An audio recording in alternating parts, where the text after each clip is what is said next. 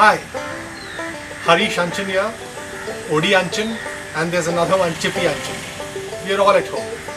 This video we're going to speak about focus. Focus and concentration. Every morning I take them for a walk. We have a fixed route. They have these beautiful mounds which stimulate their bowels with some dried leaves. And those are only one or two spots where they go and do their potty. So their bowel stimulation only happens at one or two places along the walk.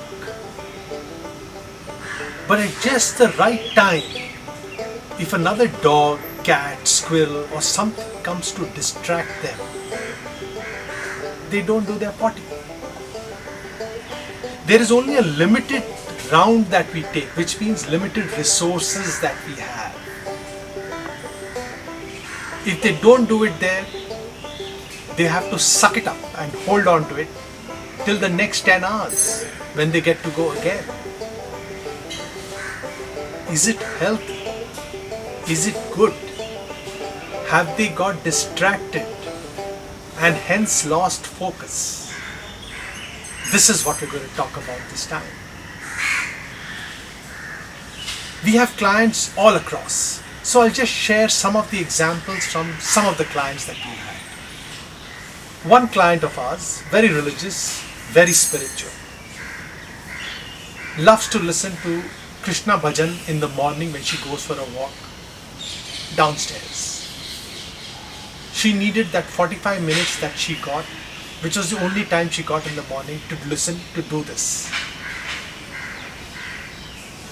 Other friends from the building joined her also for the walk. Then she couldn't listen. She's not too much of an extrovert, so does not like conversing with them and thought she was not a best conversationalist. Yet she wanted the company of these people. So while we were talking, we tried to understand what was the issue. She said, I love to do what I love to do, which is think of God, and that is my final purpose. But what she was regretting and saying, I'm not so good in connecting with these people. What do they talk about? They mostly gossip. Gossip about Bollywood, gossip about what's happening in the building, whose husband is doing what, whose wife is doing what, whose children are doing what. Have you ever heard or seen the lotus flower? It grows in muddy waters. Have you ever seen the lotus say, oh my God, I feel so sad, I am the lotus but I'm not like the muddy waters. And that is principally what she was saying. Her goals, her purpose was like the lotus. Beautiful, spiritual, wanting to be one with God. Yet she was berating herself, feeling bad that she's not able to do what these supposed friends in the colony do or in the building do. Should she have been sad? But the moment she saw it, it just changed the entire picture. The perception changed, the focus became streamlined. And she started enjoying whatever she was doing and not regretting not being a part of those friends who are just gossiping and talking stuff which is not taking her to where she wants to go. We have multiple instances. One is my own example. I was driving the car once. The light turned green. And just as I was about to go, a guy came in front with two kids sitting behind him. And he just blocked my path and I almost hit him. And he started abusing me. And he said, so what if I made a mistake? Are you going to come and hit me? Yes, I almost went out and thrashed the guy. A big ruckus happened, crowds collected around and everyone started making noise and started abusing me. Because I was in the bigger vehicle.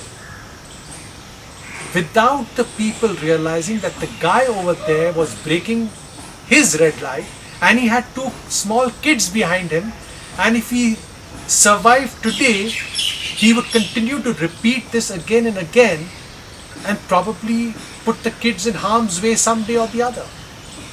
But I also saw my wife crying that day. And that hurt me immensely. But I was being righteous because I was in the right. It was my green light. Then, much later, I realized we all have a timeline in our lives. 10 years, 50 years, 70 years, 90 years. In that entire timeline, which is so long, this guy who came in front of me is not even there for a microsecond. With me engaging with him unnecessarily, I increased that microsecond to maybe a millisecond. And let's say we went to the cops or a big fight ensued or something, from a millisecond to a second. Is it worth it? Please focus. I'll give you another example, because many a times we are righteous. Another example of being righteous. There's this NRI who is 42-year-old, lives in Texas, runs a flourishing software business. Every Independence Day, he would come down to India with his family and spend at least a week or 10 days here. In Gurgaon, he was taking his son for swimming. While the son was swimming, he said, let me go and take a walk outside. When he was taking a walk, he went to one of the bungalows and asked the guard the direction to one place. The guard told him wherever. He went and he knew it was totally wrong. Instead of just forgetting it as a foolish guard or someone who didn't know what he was saying, he came back and fought with the guard and said, why did you give me wrong instructions? Loss of focus. He and the guard got into a big tussle. The landlord or the owner of the house also came and joined in the fracas. They beat up this guy. He had a heart attack at the ripe young age of 42. He died of a heart attack there. His life's timeline, which probably would have gone to 70, 80, 90, got abruptly stopped at 42. Why? We lack focus. We seem not to focus on the right things, but focus on what is seemingly important to us there. Being righteous, being, God knows what. We keep meeting people, some suffering from arthritis, some suffering from cancer, very debilitating diseases, cannot walk, cannot move. They have spent thousands or lakhs on their treatment, realizing the treatment is not helping us because we're not getting rid of the disease is not getting less, the amount of medication we're ingesting is more. Yet they will come and ask you, but why is this so much? Focus. Do you want to focus on getting better? Or do you want to focus on the money you are spending? Why do we lack that focus? We have had clients who have flown in, they knew we are doing a seminar. Her name is Mudita. Someone said, great seminar, please go and attend. She had an issue. She flew down just to attend the seminar and flew back from Banaras to Delhi. Now you may say, and she owns a big hotel. Now you may say, yes, of course she can afford it. But I want to turn that around for you. Sure, she could afford it. But why has she got to that place? Because she has the focus to focus on the right things that matter. You get to where you are because you are able to focus. You don't get there and say, now I will focus. Life is all about concentrating on focus. We are always told throughout our life, concentrate, concentrate, concentrate. But no one teaches us how to concentrate. And it's actually quite easy. Anything happens, I am doing this work, I will continue to do this work till it is done. I am writing an email, please let me just finish this and then I will do it. It becomes a regular habit. I am on to something, I will finish and not be distracted or disturbed till I do this. In 6 months time, 1 year time, you will be fantastic at concentrating. But no one teaches you how to say no. Finally, what I want to ask you is,